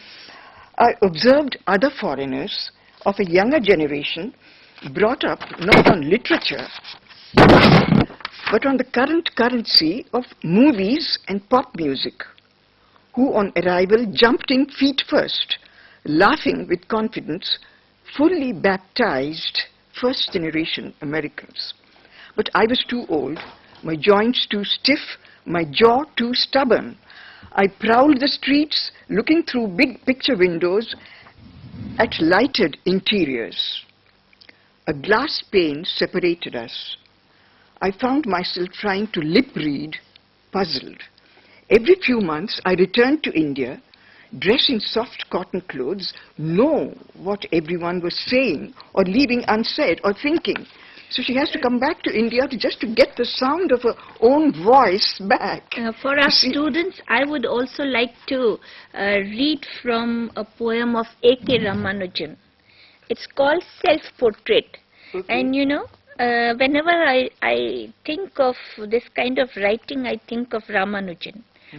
I resemble everyone but myself, and sometimes see in shop windows, despite the well-known laws of optics, the portrait of a stranger, date unknown, often signed in a corner by my father. Yes, yes. This is complete isolation that Isolation. an immigrant can feel. Yeah. However sophisticated, it can come. It is not that you have to be a poor immigrant to feel this. It is only even. Okay, with the Raji, we have sophisticated. constraint of time, and let us come to the stories Okay, we want to okay, discuss. okay. Which story do you have in mind? Yeah, I do, but before that, just let a few words about the method one means to adopt. Yeah, Here, huh? yeah. The method is that each story, what I'm saying is that from each story, a particular statement about the diaspora comes out. I'll start with saying what the statement is, and then we'll examine the contents of the story in the light of that statement. Yeah, what is it for this story of Jhumpa Lahiri? Jhumpa Lahiri, the statement, the And story, the Mrs. name of the Sen's. story. Well, students, the story we are going to discuss is Mrs. Sen's Mrs. Sen's, from yes. Jhumpa Lahiri's collection Story. of stories. So the Interpreter of Maladies. Maladies. I Yeah. think for which she got the, what is that famous? Pulitzer Pulitzer Prize. Prize. Okay. Yeah. Now, Jhumpa Lahiri's story it makes the statement that cultures meet and do interact for the while that they happen to be together. That is, cultures when they're thrown into each other's company in some strange surroundings. Then the individuals concerned, that is after this interval of friendship, the individuals concerned fall back into their respective familiar grooves of being. But, and this is the important thing, despite the withdrawal, the interaction leaves lasting impressions on the minds of the individuals concerned. It touches them, this interaction touches them somewhere deep in the folds of their consciousness, of their awareness. The interaction is therefore precious, and you cannot dismiss it as anything passing. So how does she convey in the story Mrs. Sen's? First, she creates the character of Mrs. Sen, who is nostalgia-laden. Nostalgia is a very common feature of diasporic writing. I suppose. Yes, yes. Now Mrs. Sen is dreaming her daydreams and her night dreams about Calcutta, living in 10,000 miles away in Boston, away from America, away from Calcutta. And secondly, Jhumpa Lahiri does this by creating the character of Elliot. Elliot, who's an 11-year-old American boy. She has to babysit. Mrs. Sen has to babysit for this 11-year-old boy, Elliot, while his mother is away at work. And now Mrs. Sen and her house are Elliot's first introduction to India. The question is, how would an American boy see the traditional kitchen implements of India? How would he see the red color that Indian women put on the parting of their hair? What would he make of the fact that he never sees Mrs. Sen and her husband hold hands or touch each other, even accidentally, in the way that American husbands and wives so often do? Now, these are the things that are going to strike an 11-year-old American boy. These are the things that Jhumpa Lahiri also and these are the noticeable features of Indian culture. That is it. And the other point to note here is that Lahiri, because she's portraying it through the eyes of this American boy, she has the freedom to exaggerate and overstate. Now, if it were an ordinary Indian boy, she wouldn't have had the freedom. Right. You see? And now, so we cannot accuse Lahiri of not being conscious, not being in close or live contact with the culture of her origins. We can easily say that, but we cannot in this case because she is showing it through the eyes of this American little boy, American 11-year-old boy. Yeah. You get the point? Yeah. I hope. Yes. What are the other things in the story which the boy sees? The boy, yes, I'll tell you why. Yeah. I'll tell you what. Now, Elliot, the first thing that Elliot sees is that there is a definite kind of foot culture, footwear culture in India. Now, I'll tell you what he means by footwear, what I mean by footwear culture. Elliot learnt to remove his sneakers first thing in Mrs. Sen's doorway and to place them on the bookcase next to a row of Mrs. Sen's slippers, each a different color. Now here, this is the important thing, with soles as flat as cardboard and a ring of leather to hold her big toe. That is how a chappal is. You only see, now no Indian boy would see this. Correct. But an American boy sees this, and Jhumpa Lahiri sees that an American boy would see this. Yes. That is her subtlety. Yeah, and Indian writing in India would not have made a comment like this. No. Through her, that small boy. No. The character of that small boy. Yes. If the person who is observing it is an Indian, will not see it this way. And I think, Raji, the vegetable chopper is very important in the story. It's a very interesting description, and I'm going to read it out wholesale. Please don't get bored. Now, instead of a knife, with a little more of I will. so that please listen to this carefully because it's very good prose, and please listen to it. Here's what she says. Here's what Elliot sees. Instead of a knife, she used a blade that curved like the prow of a Viking ship sailing to battle in distant seas. The blade was hinged at one end to a narrow wooden base. The steel, more black than silver, lacked a uniform polish and had a serrated crest. She told Elliot, for what? For grating. Each afternoon, Mrs. Sen lifted the blade and locked it into place so that it met the base at an angle. Facing the sharp edge without ever touching it, she took whole vegetables between her hands and hacked them apart. Cauliflower, cabbage, butternut squash. She split things in half, then quarters, speedily producing florets, cubes, slices and shreds. All this she's doing on the chopper. She could peel a potato in seconds. At times she sat cross-legged, at times with legs splayed, surrounded by an array of colanders. Colanders, you know, the sieves through which you strain things. And shallow bowls of water in which she immersed her ingredients. That is what. Now, all right. these things Eliot is noticing. We have described the chopping of vegetables by Mrs. Sen in a very Bengali way, I should say. I suppose. And also Bihari way. No, but many Indians, not perhaps Yeah. not now. But Yeah, but yeah. Yeah, But that is India through Eliot's eyes. Yes. Now what about America through Mrs. Sen's eyes, Raji? yes, Lahiri accomplishes that in a, I think, in a more subtle way. Yeah. Now, she shows Mrs. Sen charged with irrepressible recalls of Calcutta. This Calcutta is what she calls her real home, not Boston. Right. Eliot's Americanness and the role of surrogate mother she has to play. Surrogate mother, you know what I'm sure. our Dai students know. ma. Yeah, Dai perhaps. Yeah. As a role, and this is the role she plays with a concern and intimacy that spring to her spontaneously from her Indian roots. This is very important to keep in mind, because she cannot be anything but an Indian, even under the most alien circumstances. She cannot escape her Indian roots at all.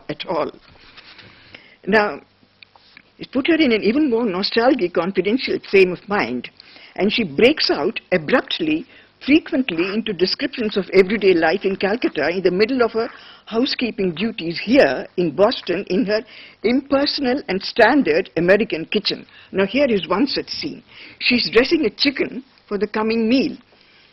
This is what Eliot notices as she's doing this.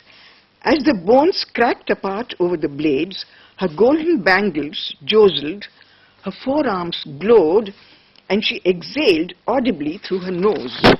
At one point, she paused, gripping the chicken with both hands, and stared out the window. Fat and sinew clung to her fingers. This is what she asks. Eliot.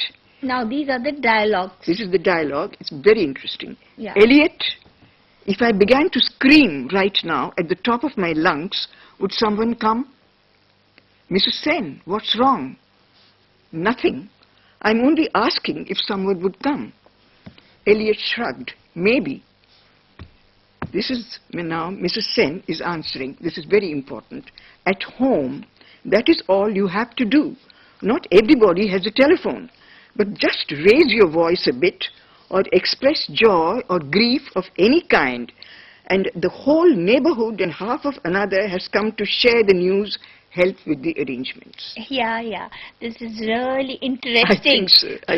In India, how we can really make people crowd us wherever we want. Yes, we are part of the crowd, but even if there is not crowd. Yeah.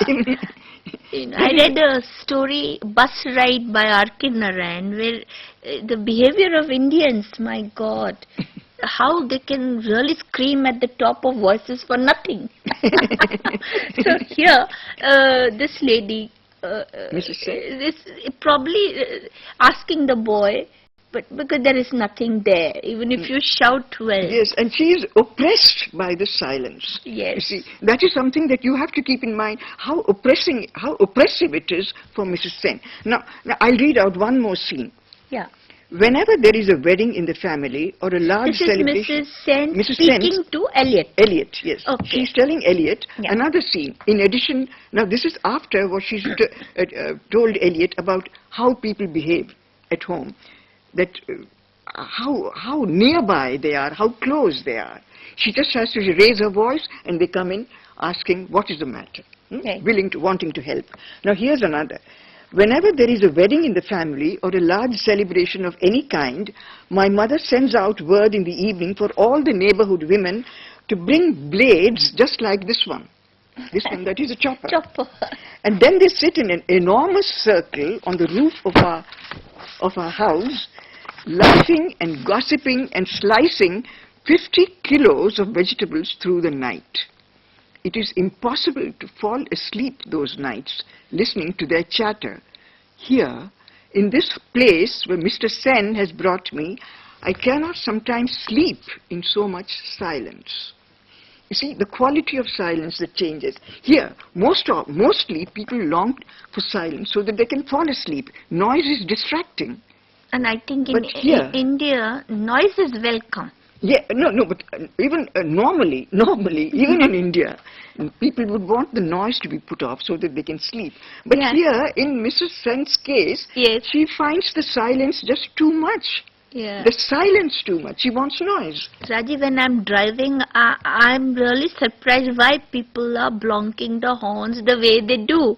And God, give me some silence so that I can have some time to meditate, to think of my daily Yes. chores. Yeah, But no. exactly. Yeah. Yeah. Silence is something you cannot have here. Yeah. But you have so much of it there that it makes you scared. It makes you nervous. Yeah. To each his or her own self, I suppose. which we don't allow. I suppose. Yeah. Now, there is one more. Oh, yeah. One more Would quotation. like to read one more Just quotation? a short one. Yeah. The occasion is the local fish shops reserving a fish for Mrs. Sen till she came home in the evening, till she comes to the shop in the evening to pick up the fish. I keep saying sheep, fish. The man said he looked up my name in the telephone book. This is Mrs. Sen talking. The man says, the fish shop keeper says, he looked up my name in the telephone book. He said, there's only 1 cent. Now, Mrs. Sen asks, do you know how many cents there are in the Calcutta telephone book? This is what she's saying. So these are the ways in which she misses her home. And this is how, in the story, the culture of India comes out. Yes. Lumpa Lahiri brings it out for us. Yeah. But she speaks English, Raji. Now, How is that to be explained? I'll tell you. That is very important because with it is related some more aspects of Mrs. Sen's isolation, feeling of isolation. I'll tell you how. Now, even in what makes Eliot's Americanness to Mrs. Sen, what brings it home in the most basic way is that she is forced to speak in English with Eliot. She has to turn English speaking when she is not one. Now, you might say, Renu, that she knows English. So what is the difference? Our students might also ask this question. Mrs. Sen speaks English. But it's a different kind of English. It's not only that, she's not English speaking. Because you know English, because you speak it also, it does not make you English speaking. You see, a language has to be at the tip of your tongue always. Your mother tongue is. But any language which you have consciously to speak is not your way of, it curtails, it affects your way of expression. My tongue in tetters. Yes, it's not at the tip of your tongue. She cannot come out with spontaneous exclamations. See, which she can in her own language. Yes. Babare or things like that, which she can't say in English. She can't say to Eliot. Yeah.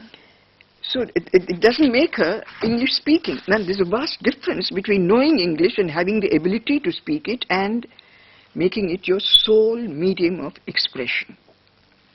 Somewhere this distances her from the reality of her life. Yeah, it really makes her very distanced. Yeah. Mrs. Sen, and Mrs. Sen, she's made painfully and relentlessly conscious of the otherness of America, its foreignness, its inability to give her a secret, to give her a sense of belonging on its soil, because she has to keep speaking in English.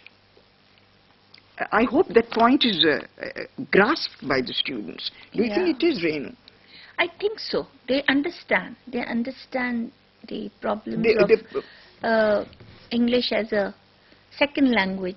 So it will remain a second language to the majority of Indians, even to the majority of the English-knowing Indians. Yes. It will remain a second. As Ramanujam, whom you just quoted, he calls English an Indian's father tongue.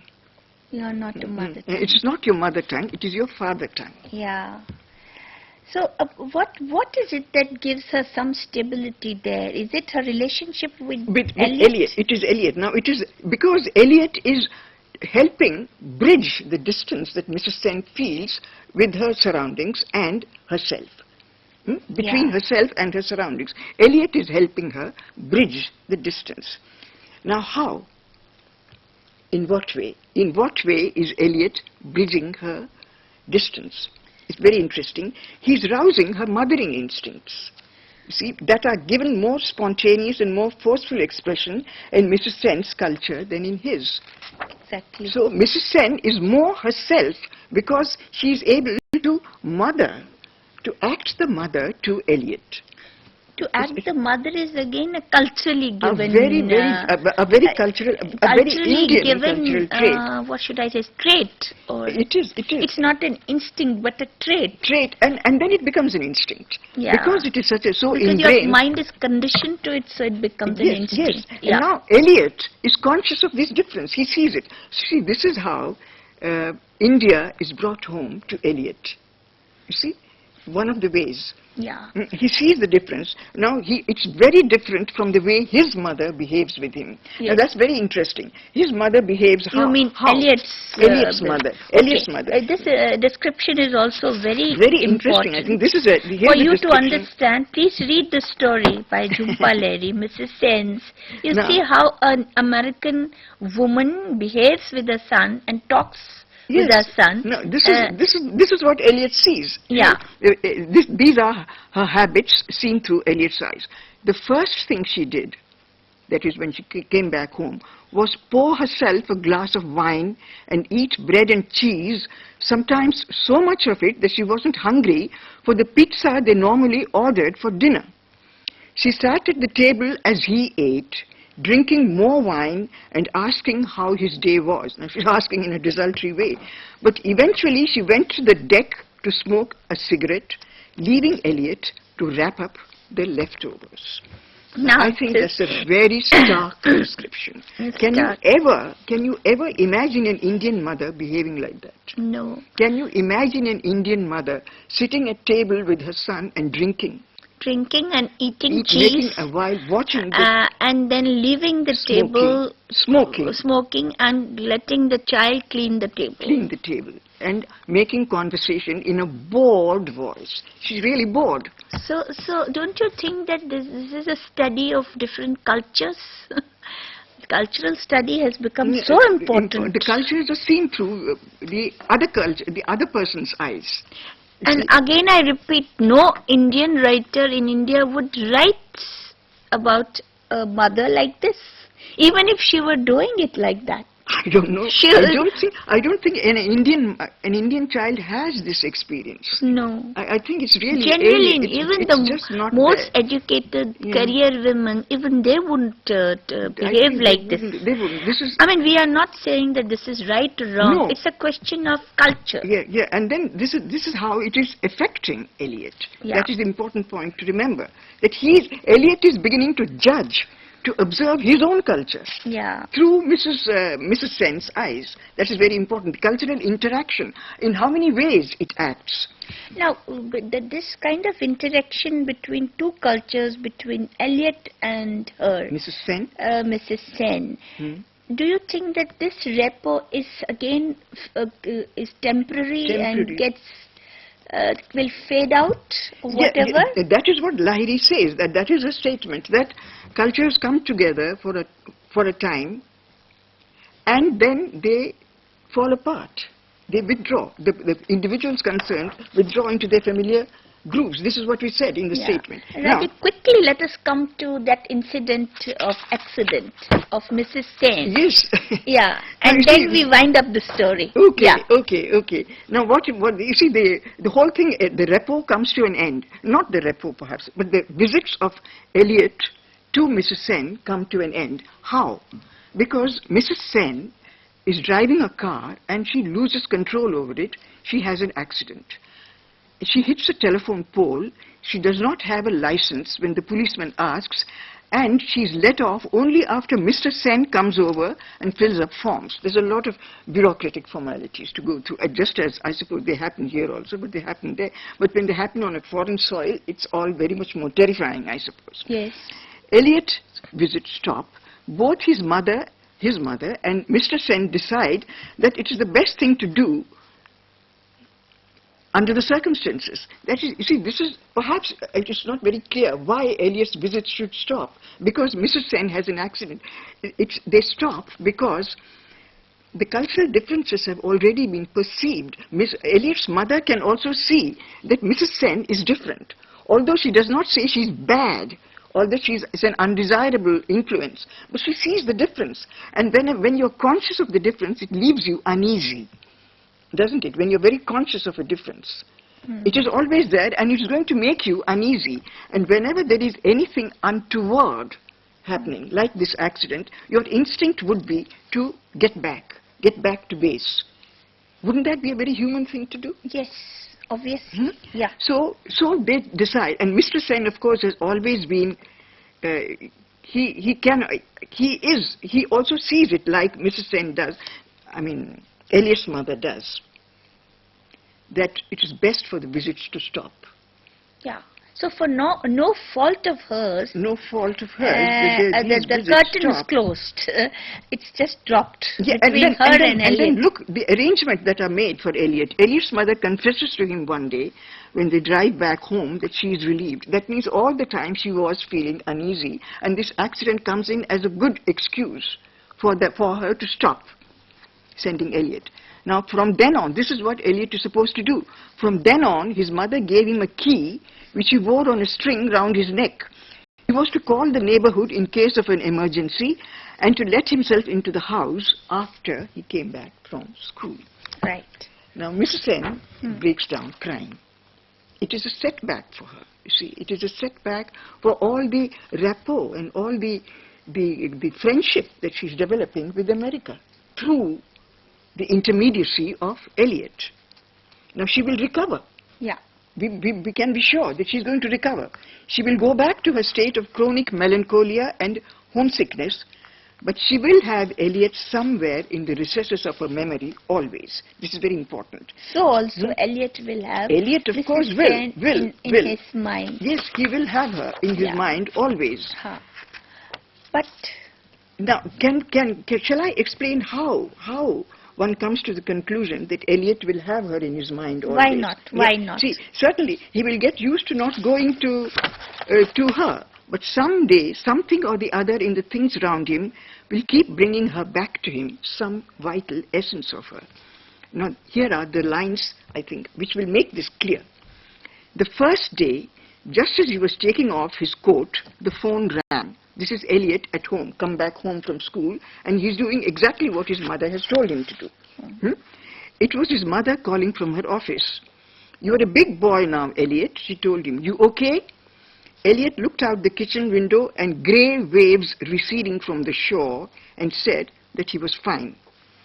Now, I think the last sentence is the clinching sentence. The last sentence is what? He looks out of the window, he looks out at the waves receding from the shore, and then he replies to his mother's close questioning, "I am fine." Now let's just picture that scene. Now we'll wind up very soon. You read into it, you deep read into it. Here is a boy, an 11-year-old boy, being pressed for an answer by his mother. She is a domineering single parent. He pauses, the boy pauses a split second before giving her the answer that he knows she wants from him. It just shows the extent to which he is dominated by the mother. His eyes go abstracted. He gazes at the waves scattering away, standing at the window of the house by the beach, a house he does not like. He does not like this house by the beach. He finds the beach too desolate. He finds it all too dreary. He does not want to live by the seaside. And in this sweep of dislike, in the pause that it brings about before response, the image of the other house that he did like, the other woman he did like, he liked, rises in his mind. It is human to compare and contrast in moments of strong emotions. Isn't that right, you think? Yes. When you're very strongly aroused, when you very strongly dislike a certain thing, you will think of the things that you like. Yeah.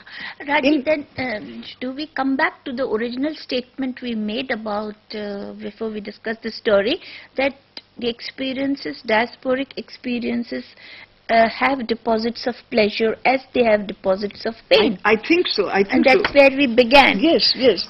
So this Mrs. Eliot will not forget Mrs. Sen. Okay. Mrs. Sen is not going to forget. Okay, we have very little time left, but quickly, can we talk about Nalini Jones' story, what you call time. Winter? There is not much time, but just briefly, what is the story about? The story is about... Of course, let me tell you that Nalini Jones is again based in US, and she comes from a Bombay Christian community. Yes. And English speaking. English speaking. That's very important. She is English speaking. That's very important. They are all, of course, the writers are all English speaking, and of course. Yes. But okay, Raji, briefly tell me that what is it? Yeah, what is the statement? The statement, very briefly, it is about this man called Roddy D'Souza. Yeah. He has the opportunity to go to New York to join his son. He does not want to go. And the story deals with his dislike, his disinclination to go to America. Yeah. The story is all about that, and it examines his reasons for not wanting to go. It sets out all the reasons, and then in the end it says that these reasons disappeared, and in the end he goes to America in a happy frame of mind. This is what the statement is, that the diasporic movement, the diasporic passage, crossing the seas, is sometimes becomes very necessary for many Indians. Inevitable for many Indians today, in today's circumstances. Journey to the unknown. Journey into the unknown. Yeah. But many Indians do resist it. Nalini Jones says, do not resist it. Okay. Do not resist it in the way Roddy Jones is resisting, Roddy D'Souza is resisting. So what are his reasons for resisting? Number one, he does not like the flat in which Stephen stays. Okay. He so says, his son's name is Stevens and his grandson's name is Andrew. Andrew. Okay. Now Steve, he has been there once before and he hated it. He says he cannot stand the swift and silent lift. That's very important. The word silent is very important, and he does not want to see the tops of buildings from the windows. You know those tall buildings in America, in these American towns, and all you see is through your window is just the tops of buildings. You see nothing else. You see no trees. You see nothing. Just concrete buildings. Now he gets terrified of Raji, that. I would like to quickly read this. Probably when he wants to take his son for ice hockey or something. So he says, we are having a cool winter as well, Roddy said. They are having a telephonic conversation. Yes. Daddy laughed. What you call winter is nothing to us. It's like a summer. Yes. Roddy felt a burning in his chest. When had Stephen drifted so far? What had their seasons become? When had their seasons become his? Their seasons, that is the American seasons, become his seasons. Yeah. Now, again, the silent thing in the story, silent lift, and the glass panes, all that we have been talking about. Raji, we don't have much time. No, we have 5 minutes. We have already talked about silence. Yes. Would you also like to talk about some other psychological reasons why the father really is resisting? That is the thing is that he is afraid of he's been throughout afraid of his father. Yeah. And now in the story, what happens is his fear of his father and his fear of migration, that is to the unknown. Yeah. They are linked together. They are seen as part of a continuum. Yeah. His fears. Now, at the end of the story, his fears fall away from him. Now I can't. Raji, just as in the previous story, the mother comes out important. Here, the father comes out very important. This very Indian culture of father lingering In his mind? In his memories of father and the father, what he stood for. Somewhere, Yes. the inheritance, and that inheritance of loss, as Kiran says, of all our beliefs, all our values is very much there. So, Raji, how do we sum up the story? It is say, we'll sum it up in in Nalini Jones's words, that never resist the time to go abroad. Never think that it is going to curtail you or that it is going to be a painful experience. Don't do that. Don't swim against the current. Always be with it. So don't take this rigid kind of compartmentalized terms, Attitudes yes or about- no, in the present global scenario. Yes. If you have to go, you have to go. You go, Try yes. to accept the best. Try and have the experience, Yes. and be prepared for Be the prepared. Not only experiences. that, and she also And says, acceptance. except not only that, she says that in the end it works out all right. Your ideas of cultural differences can seem to be exaggerated at the end. Yeah. Because that is implied in what she says. See, I'll tell you how it can seem exaggerated. At the end of it all, when Roddy has sort of got used to the idea, accepted the idea of going, Yeah. Yes. he says that he's happy that he's going to join his son, and he's visualizing Yeah. his reunion with his son, with his grandson, with his granddaughter, everything, and he knows that the family ties continue in spite of changes in geography. That is continuity. That is the legacy of culture. Yeah. Nothing else. Raji, shouldn't we say that exclusiveness that a culture stands for Yes, is wrong. is wrong? Is wrong. And snobbery. That is a kind of snobbery. I think. Snobbery, however unconscious it may be. So what we should try to get at is composites, Yes. cultural acceptance Yes. of a composite culture. Absolutely, absolutely. But then Yeah. the thing is, the whole point about this, the diasporic writing is that before that state of acceptance comes, there is a painful period of transition. Yeah. That the transition is what is shown in these writings. You tend to be neither here nor there. That is the diasporic experience. And then be and longing. You want to be what you are. You long for what you have missed. You only inherit loss, as Kiran Desai would call it. But then the thing is, in present times, we cannot have this kind of exclusive way of thinking. Get along with life, just as marrying, studying, raising children, raising family, so also going across borders, physically getting alienated from the country, settlement, resettlement, whether the status is that of migrants, refugees, or diasporic writers, or whatever, get along with the business of life and try and be more understanding Flexible. and perhaps. flexible in your behavior, in your thinking, and there is always a gain and a loss, which is there everywhere. So there are, as you have seen in the story of, the two stories, there are compensating Yes, yes, things yes, happening yes, also. yes, yes. So there are memories which linger on and on, good memories and bad memories. So that is diasporic writing. So Raji, thanks for being with us. We Yeah. had an illuminating talk. I hope and, so. I we really must hope say so. goodbye to our students. Nice talking to you. Bye. Bye.